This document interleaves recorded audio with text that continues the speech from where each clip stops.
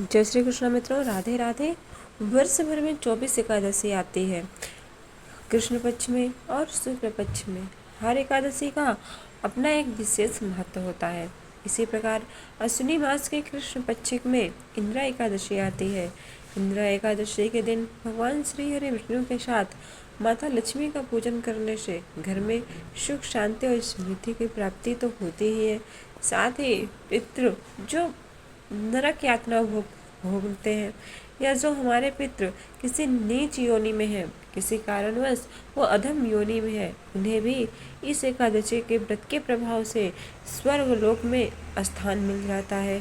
तो आइए जानते हैं कि इस बार इंदिरा एकादशी कब है। मित्रों, इस बार एकादशी तिथि की शुरुआत 27 सितंबर को दोपहर में 12:20 पर होगा और इसका समापन अगले दिन यानी 28 सितंबर को दिन में 2:50 पर होगा। तो ऐसे में इस बार इंदिरा एकादशी का व्रत 28 सितंबर दिन शनिवार 2024 को किया जाएगा। इंदिरा एकादशी के दिन भगवान श्री हरि विष्णु और माँ लक्ष्मी के साथ साथ अपने पूर्वजों के निमित्त भी दान, पूजन, हवन इत्यादि अवश्य करना चाहिए। इंदिरा एकादशी का नियम एक दिन पहले से ही आरंभ हो जाता है, अर्थात दशमी के दिन से ही व्रती को चाहिए कि प्रातःकाल किसी नदी आदि में स्नान करें, नहीं तो घर में ही घर के पानी में थोड़ा सा गंगा जल मिलाकर स्नान करें। फिर भगवान श्री हरि विष्णु का पूजन करें। फिर किसी भी ब्राह्मण को दान दक्षिणा करके स्वयं भोजन करें और व्रत का संकल्प करें। एक समय ही भोजन करना चाहिए, शाम के समय भोजन नहीं करना चाहिए। ना रह सके तो फलाहार कर सकते हैं। फिर एकादशी वाले दिन फिर से ब्रह्म मुहूर्त में उठकर स्नान आदि नित्य कर्म से निवृत्त हो भगवान श्री हरि विष्णु और माँ लक्ष्मी का षोडशोपचार विधि से पूजन करना चाहिए। यदि आपसे हो सके तो किसी भी ब्राह्मण या पंडित को बुलाकर पूजन कराएं, नहीं तो खुद से पूजन कर लें। फिर रात के समय जागरण अवश्य करना चाहिए। फिर दूसरे दिन स्नान करके भगवान श्री हरि विष्णु का पूजन और ब्राह्मण को भोजन करा के फिर स्वयं भोजन करें। इस प्रकार व्रत करने से अवश्य ही अपने पूर्वजों को, जो भी मनुष्य इस प्रकार पूजन करता है, वह अपने पूर्वजों को अधम से अधम योनि से भी मुक्ति दिला सकता है। आइए अब इससे संबंधित एक परम पावन प्राचीन इतिहास को श्रवण करें। एक बार सतयुग के समय में महिष्मती नाम की एक नगरी में इंद्रसेन नाम का एक बड़ा ही प्रतापी और राजा राज्य करता था।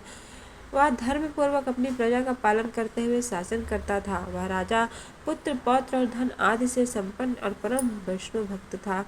एक दिन जब राजा सुखपूर्वक अपनी सभा में बैठा था तो अचानक से आकाश मार्ग से महर्षि नारद जी उनके सभा में आए।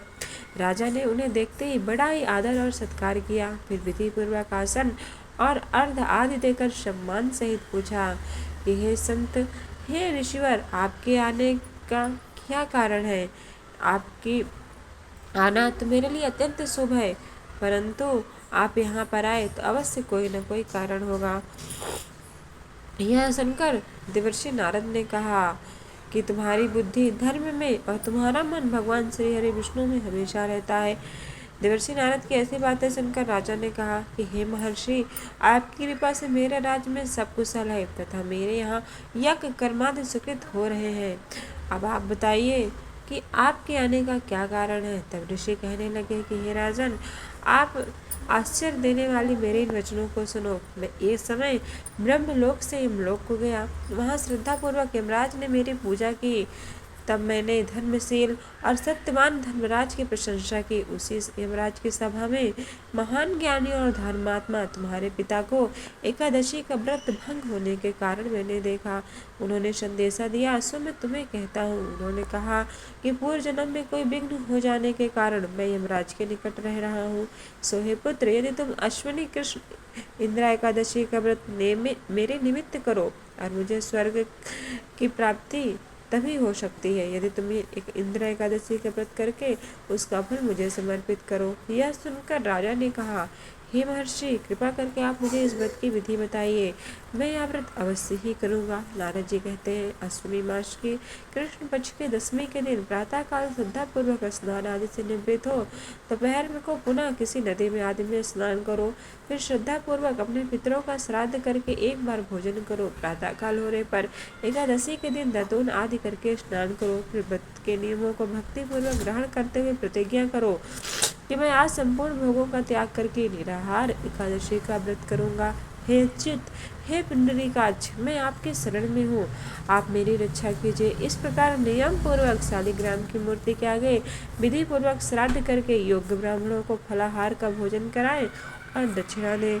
पितरों के श्राद्ध से जो बच जाए उसे सूंघकर गौ को दे तथा धूप दीप गंध पुष्प नैवेद्य आदि सब सामग्री से ऋषिकेश भगवान का पूजन करें। रात में भगवान के निकट जागरण करें। इसके पश्चात द्वादशी के दिन प्रातः काल होने पर भगवान का पूजन करके ब्राह्मणों को भोजन कराएं। भाई बंधुओं स्त्रियों और पुत्र सहित आप भी मौन होकर भोजन करें। नारद जी कहने लगे कि हे राजन, इस विधि से यदि तुम आलस्य रहित होकर इस एकादशी का व्रत करोगे तो तुम्हारे पितृ अवश्य ही स्वर्गलोक को जाएंगे। इतना कहकर नारद जी अंतर ध्यान हो गए। नारद जी की कथा अनुसार राजा द्वारा अपने बांधवों तथा दासों सहित व्रत करने से आकाश से पुष्प वर्षा हुई और राजा का पिता गरुड़ पर चढ़कर विष्णु लोक को गया। राजा इंद्रसेन भी एकादशी के व्रत के प्रभाव से निष्कंटक राज्य करके अंत में अपने पुत्र को सिंहासन पर बैठाकर भगवान के धाम को गए। इस प्रकार जो भी मनुष्य एकादशी का व्रत करता है वह समय से पारण करता है, उसे भगवान श्री हरि विष्णु के परम धाम की प्राप्ति होती है।